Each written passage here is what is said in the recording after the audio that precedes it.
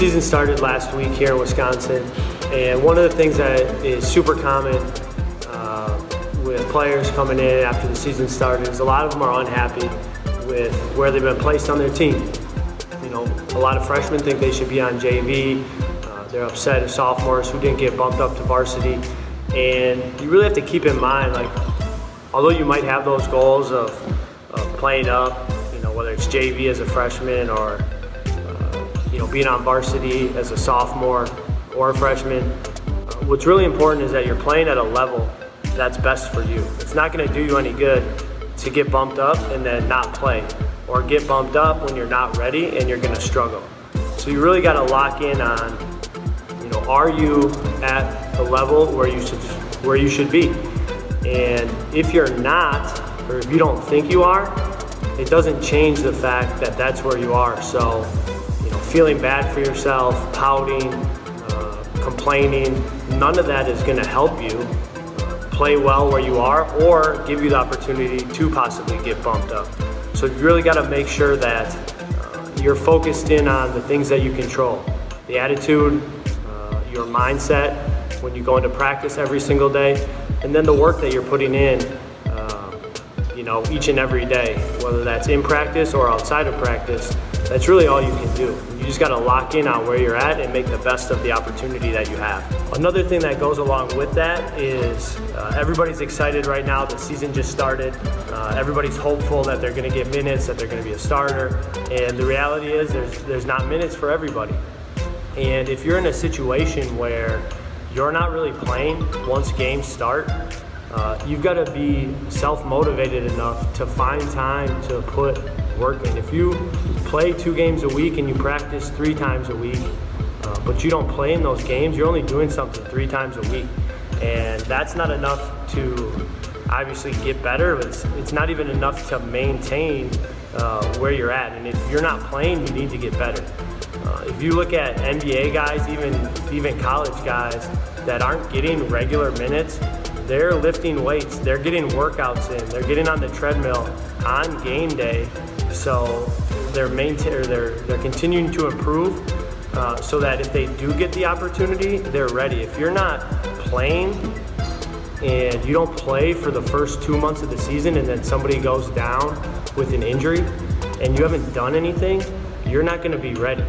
And one of the impactful quotes that we've used here for a long time is, when your opportunity comes, it's too late to prepare. So if you're just bumming on the bench and not doing anything, and when you get your opportunity, it's too late. Like, you have to be ready, because you might only get 1 shot, you know, and if you're not ready for that, you can't capitalize on it. So make sure you're getting your shots in. If you commit to putting in the extra work over the course of the season, you know, even if it's 100 shots a day, you know, that's going to be 500 shots a week. So it's going to be 2,000 shots a month. So the season's 4 months long, so you're getting an additional 8,000 shots before the season's over. That's going to help you get better. The same goes for you know, a starter. Even if you're playing big time minutes, find that time every single day to get the extra work in.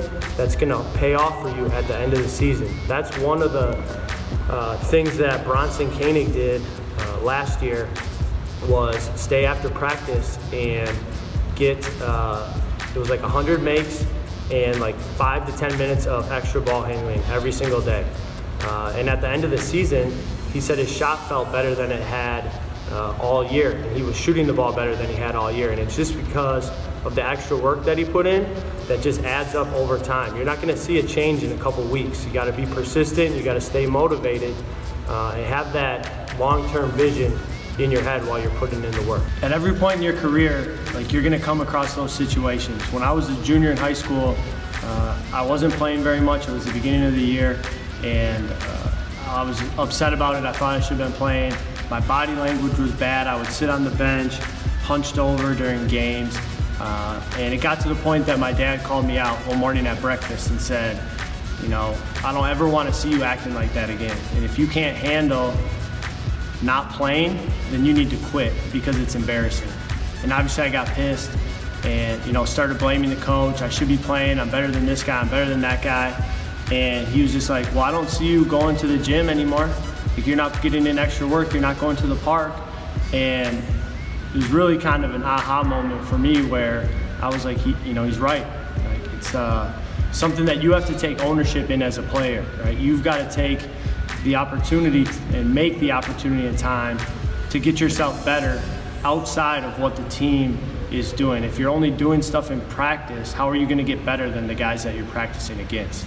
Today, I know that a lot of you were pushed way harder than you've ever been before.